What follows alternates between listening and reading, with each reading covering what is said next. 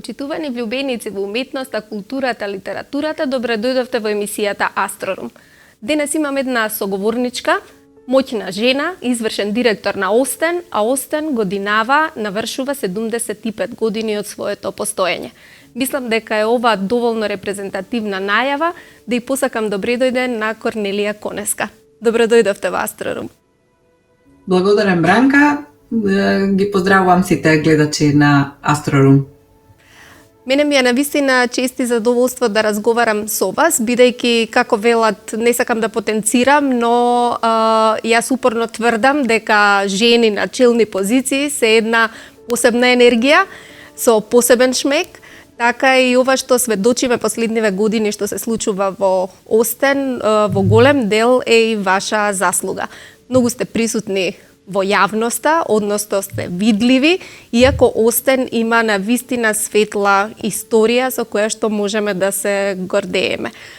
Ајде да почнеме од крајот, не од почетокот, како обично ги водам овие разговори, да зборуваме директно за поводот. 75 години Остен. Голем јубилеј и само фалби во годините што измина. Кажете ми, годинава е специфична, не може да се прослави така како што би сакале вие, но сепак одбележувањето е големо. Да, навистина голем јубилеј и Остен како еден бренд кој што еве обстојува веќе 75 години, има навистина со што да се пофали. Благодарам за најавата. Навистина ми импонира кога ќе се каже мојкина жена и да, жените внесуваат навистина убава енергија во било што работат, меѓутоа јас сепак велам дека тимот е оној кој што е суштествен за успехот на било која активност. И сигурно дека една плејада на македонски интелектуалци, уметници, карикатуристи, писатели и така натаму, сите тие придонеле за оваа година ние да го прославуваме 75 годишнината од постоењето на Остен. И точно еве сега на почеток на овој разговор би сакала да ги споменам дел од нив и са нека ми простат некој ако заборавам, затоа што навистина се многу. Значи да почнеме од Блаже Конески, кој што е кум на името на Остен, потоа Владо Малески, Ацо Шопов, Славко Јанески, Василije Поповиć Цицо, па преку Дарко Марковиć, Миле Поповски, Живко Козар, Ефтим Проески, Живко Павлов, да не ги заборавам Делчо Михајлов, Димитар Чудо, Никола Ангелковски, Наташа Костовска, па се до Мице Јанкуловски, кој што еве сите заедно со тимот на Остен го водиме Остен во едно и во други активности, повеќе во областа на уметноста. Меѓутоа, за еден таков бренд како што е Остен со 75 годишно постоење, навистина е нормално и пожелно да се надградува, да се доградува и со цел да оди напред, да оди понатаму, што всушност е и идејата на Остенот, нели? Остен е зашилен стап кој што ги тера работите да одат напред. А ние со нашите активности ги поттикнуваме, ги мотивираме, ги предизвикуваме нашите соработници, а со тоа и општеството, и културата и уметноста во целост да се придвижуваат напред. Тоа е она што денес многу недостасува, повеќе такви шила кои што ќе го водат општеството напред со една многу интелигентна критика која што се случува преку карикатурите. Мислам дека може само да не направи подобри. Ние ќе му се навратиме на Остен, но да ве прашам како вие во Остен, вие по диплома сте архитектка и имате многу проекти зад себе, меѓутоа последната ваша активност и се чини најплодната е токму врзана со Остен. Да, јас за себе секогаш велам дека сум дете на транзицијата. Јас се образував во областа на архитектурата, меѓутоа архитектите ги бива за се. Архитектите се можат, имаат отворен ум и се што ќе работат ја внесуваат својата конструктивност и креативност, што во основа се можеби и основните елементи за да работите бидат завршени на најдобар можен начин. Така, јас сум сменила многу работи во моето професионално обстојување и можам да кажам дека можеби само на архитектура како архитект не сум работела. Секогаш сум се трудела да во работата што ја работам најдам убавина и нешто сум се трудела, него туку сум ја наоѓала. Затоа што навистина сметам дека доколку не го сакаш тоа што го работиш, треба да го засакаш, треба да го засакаш оно што го работиш и тоа е основата за да се биде успешен. Креативноста секогаш ми била предизвик и покрај другите работи кои што еве во текот на моето професионално работење сум ги работела, Остен можеби е куќата каде што ја најдов мојата потполна реализација. Навистина можам да кажам дека тука со сите предизвици кои што еден вака долгорочен бренд ги носи од обврски и одговорности заради традицијата со која што ја надградуваме, заради таа цела плејада интелектуалци кои што претходно ги спомнав и нивниот вложен труд претходно и заради сите планови стратешки кои што ги имаме во иднина, сето тоа навистина не само што е среќа да се најде во една работа како што јас ја имам, туку е и привилегија. Дали од секогаш бевте блиски до уметноста? Споменавте, архитектурата покрива толку многу полиња и толку многу афинитети и многу е блиска. Вие, впрочем, ја делите истата судбина и со Мице Јанкуловски, кој што исто така, кога не постоело сликарството, односно не можело да се студира дома, студирал на архитектура. Па не гледам дека тоа пречи да се развива со годините креативност и да се делува во уметноста. Колку тој факултет вам ви отвори перспективи и како се профилиравте, да кажеме, како дојдовте до ова да ви е и љубов, и пасија, и работа?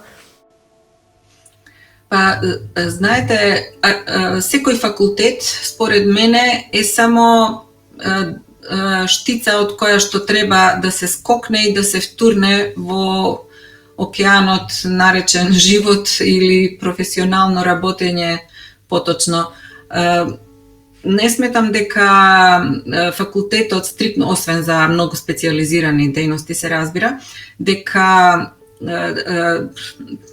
особено и во времето во кое што и во нашата земја каде што живееме, дека секогаш треба да се следи. Туку напротив, факултетот е многу важен во развојот и во формирањето на една млада личност како начин на размислување, а исто така е многу важно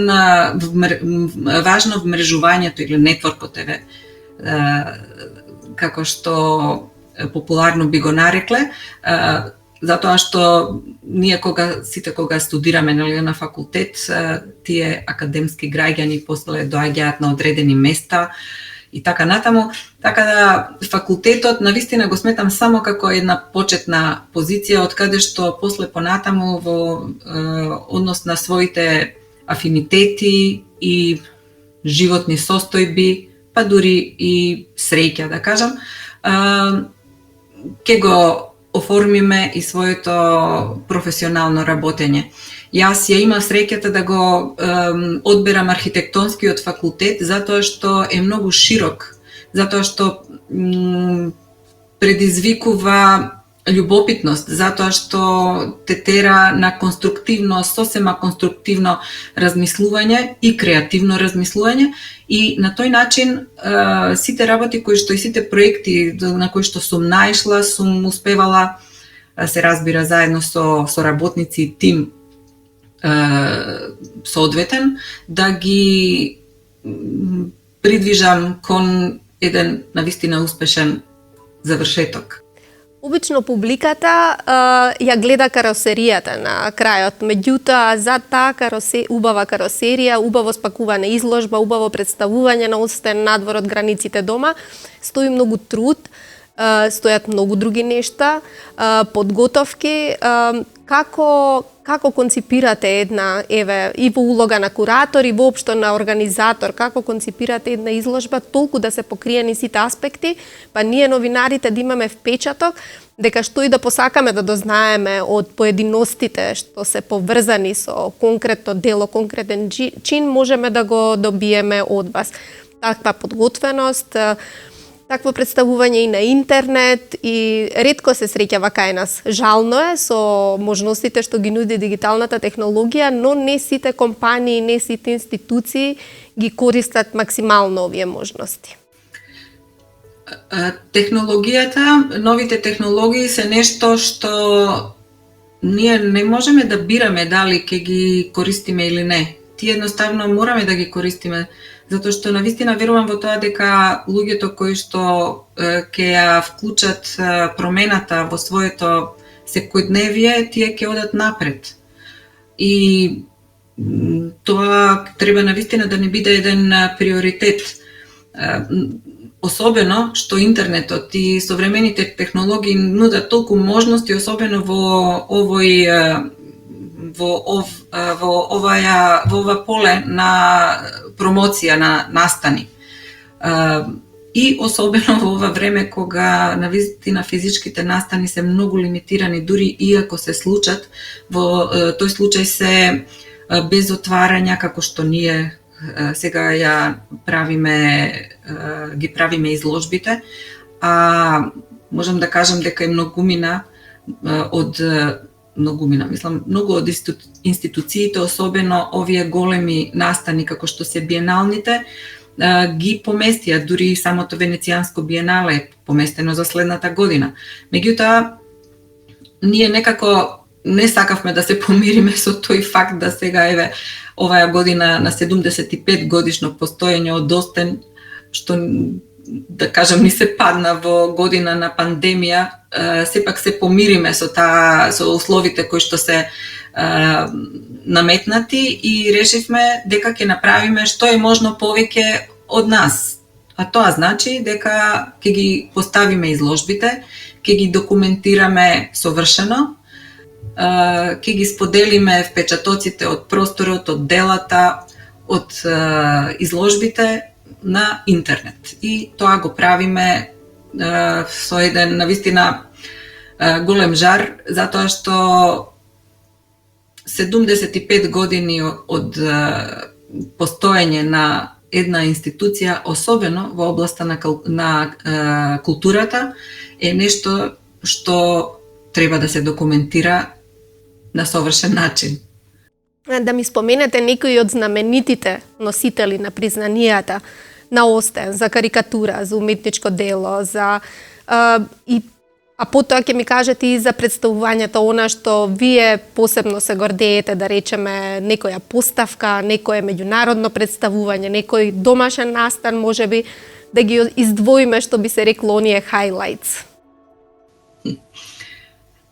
Па, да, секој проект има своја улога во градењето на брендот на Остен. Секој е многу значаен, особено за учесниците во тој проект. И секоја светска галерија, ако почнеме од светската галерија на карикатури, како што и би било ред, бидејќи таа е формирана 1969 година и е најстара во светот, која што се уште функционира. плејада, навистина плејада на карикатуристи, светски познати карикатуристи поминале низ Светската галерија на карикатури и она што е значајно, она што навистина не прави посебни е дека Светската галерија на карикатури е местото каде што се создаваат светските карикатуристи.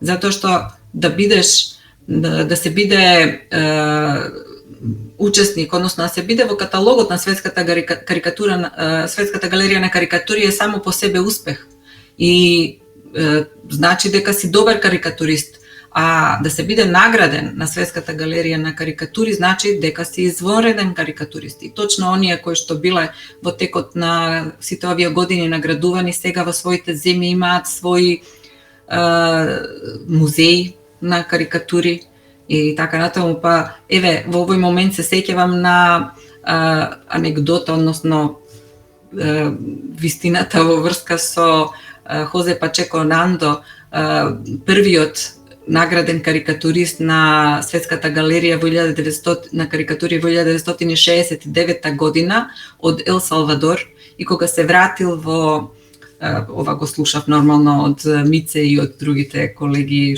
постари колеги, кога се вратил во Ел Салвадор, го повикал председателот на државата и бил нормално воодушевен дека ете нивниот сограѓанин добил во Европа таква престижна награда Гран При за карикатура и му рекол да ја одбере најубавиот автомобил, да го одбере и дека тоа е подарок од државата. И така натаму, значи, карикатуристите се едни од најинтелигентните и најважните личности во заедницата, затоа што се тие носители на не само на креативната, туку и на критичката мисла. Критичката мисла е нешто што треба навистина од генерација на генерација да се не само да се пренесува, туку и да се надградува. Тоа е нешто кое што општеството го држи здраво. Општеството го држи на здрави основи и мислам дека сите треба да поработиме на тоа и затоа е толку важен тој колективен напор и тоа колективно препознавање да се случи во рамките на заедницата. Еве, од нашите карикатуристи Дарко Марковиќ, Ане Василевски, Владимир Бороевиќ, Мице Јанкуловски, сите тие во одредени години биле наградувани на Светската галерија на карикатури, но тоа можеби заедно рамо до рамо со светските карикатуристи, меѓу кои еве да кажеме Владимир Казаневски, Михаел Златковски, сега тие ми се најсвежи бидејќи се добитници на награди на 52-та Светска галерија на карикатури. Па сега не можам да се сетам во овој момент на имињата, затоа што меѓутоа еден огромен број на многу значајни уметници, односно карикатуристи, кои што сите во своите земји и на глобалната сцена се исклучително ценети. А кога се работи за уметноста, после Светската галерија на карикатури на истите организациони основи е создадена Светската галерија на цртеж, која што е составена, која што е концепт манифестација и составена од две меѓусебно поврзани настани, а тоа се Остен биеналето на цртеж и Остен биеналето на наградени автори. Биеналето на цртеж се одржува во парните години, еве вака само на кратко, и е отворен повик за уметниците од цел свет, а Остен биеналето на наградени автори е од затворен карактер, односно се покануваат веќе наградените учесници на биеналето на цртеж, се покануваат од страна на Остен, на организаторот, да дојдат во Македонија и тука сега во последните години во Светинаум заедно работат, се дружат и навистина е нешто што може едноставно да се посака да го работи човек како не само како работна обврска, туку и како задоволство. Биеналето на цртеж е манифестација која што се препознава во светот како исклучително реномирана, особено што носителите на главните награди Гран При, која што се доделува на уметници кои го достигнале врвот во своето професионално работење и светско културно наследство на починати уметници кои што имаат значителен придонес во историјата, во светската историја на уметност. Носителите се едни меѓу најзначајните уметници во светот и во историјата на уметноста. Например, почнувајќи од последниот Илја и Емилија Кабакови се носители на Гран При на Биеналето на цртеж 2020 година, Пјер Сулаш минатата година, предходно Тони Крек, Марина Абрамович, Кристо, Владимир Величковиќ и така натаму, додека носителите на наградите Светско културно наследство се оваа година Оскар Кокошка, предходно Хенри Мур, Јон Миро, Салвадор Дали, Вазарели, Пикасо. Навистина имиња кои што мислам дека сите кои што малку, мислам човек од општа култура, не само што сака да се, што се интересира за уметноста, веќе ги знае и се познати. Верувам дека и кај вас е случајот дека она чувството се добива кога ќе се излезе надвор од границите, кога ќе се присуствува на нека манифестација, после успешно представување, тогаш може да се почувствува големината на брендот, успешноста на работата. Големи награди има добиено Остен и како компанија. Целиот тој гламур, целата таа почест при таквите чинови на врачување и примање на награда, верувам дека ќе ви останат во трајно сеќавање. Па во таа смисла, кажете ми, што има најсилен впечаток оставено кај вас, кога бевте најрадосни, кога си рековте да, ова вреди, целиот овој труд вредеше и на добриот пат сме.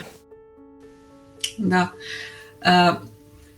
Остен како првенствено како списание бил награден во 1984 година со награда за највлијателен весник во таа година. Понатаму Остен и преку карикатуристите и особено преку уметниците ние го презентираме низ целиот свет. Тоа е секогаш двострана улица. Ги носиме уметниците тука, меѓутоа и од тука ги презентираме уметниците во светот. Имаме повеќе изложби направени ширум светот за добитниците и наградените автори на Биеналето на цртеж.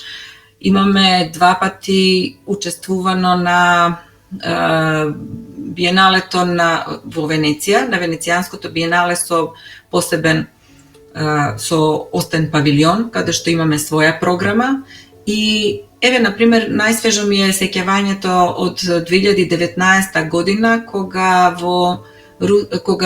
Остен павилион беше представен на Венецијанското биенале преку проектот Транскодирани структури, пред и после медиумите, каде што беа представени Мица Јанкуловски и Олга Тобрелуц. Куратор беше Жол Петрани. Тој е раководител на секторот за современа уметност на Националната галерија на Унгарија во Будимпешта и јас бев ко-куратор. Меѓутоа, текстовите кои што повеќе руски специјализирани списанија за уметност ги напишаа во однос на оваа изложба беше дека е изложба која што може би ги засенува и некои од представувањата во Џардини или во Арсенале, каде што официјалната програма веќе беше во тек. И тогаш навистина сваќаш дека си во центарот на уметноста, во светот и дека си на добар пат.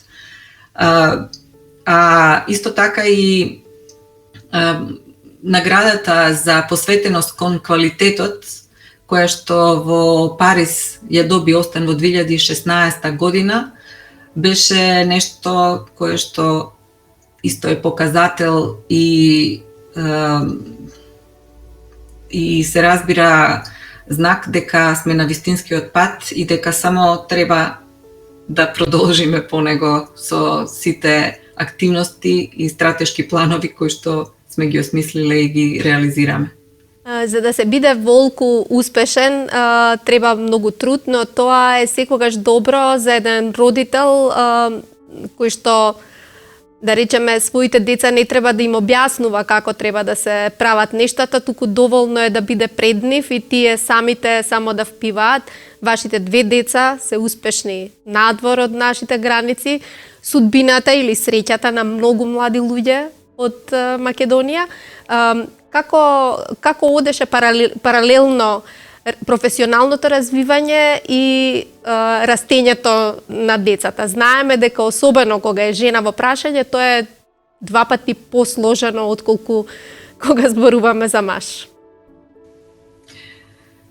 Па да не се лажеме, така е поставено општеството и кај нас и секаде во светот. И јас секогаш сакам за себе да кажам и навистина мислам дека е тоа најблиску до вистината, дека ние растевме заедно. Јас и моите деца растевме заедно. Јас бев многу млада кога го имав син ми на 21 година, се уште не ми беше завршен факултетот. 3-та година бев на архитектонски факултет. Кога ќерка ми ја родив само 2 недели после дипломирањето на факултетот, така да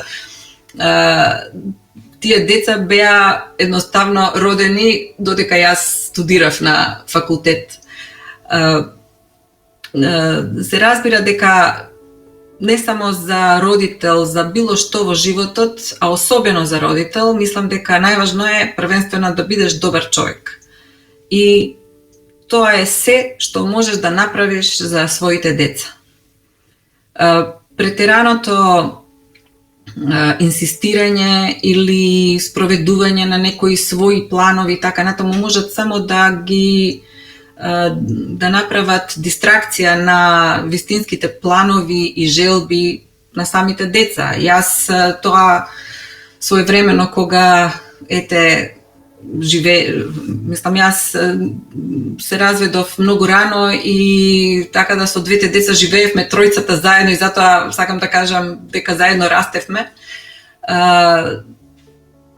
Преку своји, мислам несвесно, преку своји примери претпоставувам дека сум им дала одредени насоки кои што тие после си ги надградува секој во своите интереси, со своите преференции, со своите желби и планови.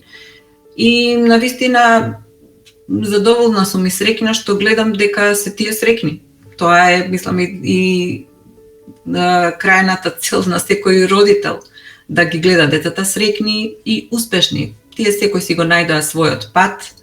Сими, по моментов докторира на енергетика на универзитетот во Нимберг. Ќерка ми е маркетинг директор во Марли Спун. Тоа е компанија за достава на храна со седиште во Берлин.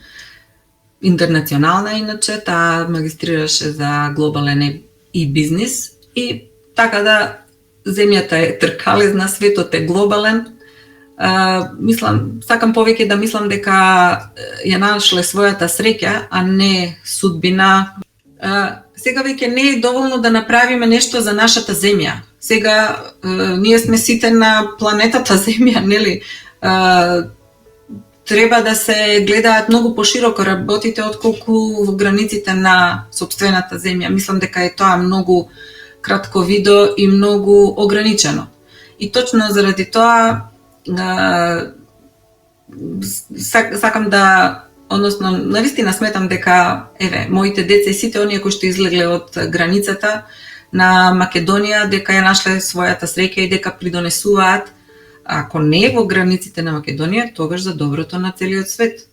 Тогаш тоа зашто би било нешто што е неприфатливо или погрешно и така натаму. Меѓутоа, ако во нашата земја најдеме начин што повеќе и што подобро да ги искористиме тие наши светли точки од иднината за унапредување на процесите во кои што е нашата земја, тогаш навистина сме направиле добра работа.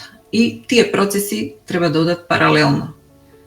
Така да се што се случува во однос, сега во моментов зборуваме, еве, јас сум во прашање и за моите деца, меѓутоа и мислам дека е тоа генерално прашање, затоа што децата на многумина се надвор од земјава и работат, придонесуваат, меѓутоа ние треба на тоа да бидеме горди и да гледаме дека тие придонесуваат за доброто на повеќе луѓе, нели? На многумина, на целиот свет, на целата глобална заедница и така натаму. Убави се овие размислувања за крај на разговор. Јас верувам дека ќе имаме уште поводи за разговарање пред камерите, зад камерите. На крај сакам да ви посакам успешна година, без разлика што се наоѓаме во пандемија, односно успешен завршеток на годината, а многу поведра, многу подинамична следна година. Нема зашто да се сомневам во тоа. Кога ќе се видиме во живо, ќе ви подарам една книга од продукцијата на Арс Ламина во некоја од книжарниците на литература МК со големо задоволство и да ви се заблагодарам што споделивте многу факти, многу интересни моменти од историјата на Остен со нас. Благодарам. Благодарам, Бранка, и за книгата. Ке те држам за збор, се разбира. Благодарам за самиот разговор и јас само би сакала една порака да пратам до македонската јавност во целата оваа транзиција, или сега веќе не се работи за транзиција, за состојба се работи. Ја мислам дека најважното нешто или едно од најважните работи кои што изгубивме е смислата за хумор. Хуморот треба да биде хумор, сатира, критичка мисла, духовни работи кои што треба да бидат вклучени во сето она што работиме. Не мора да е уметност, не мора да е карикатура или пишување или било кој вид на уметност. Во самиот начин на размислување, во самото живење треба да биде присутна таа критичка мисла, хуморот, задоволството. Затоа што во Македонија обично ако не се измачиш за работите, се смета дека тоа не е успешно или барем не е многу сериозно. Напротив, убавите работи треба да се случуваат со леснотија, со убавина, со смеење, со задоволство. И точно во тој правец треба да размислуваме и да делуваме, затоа што ништо не се појавува само од себе, додека самиот не си го создадеш. Благодарам. Благодарам уште еднаш.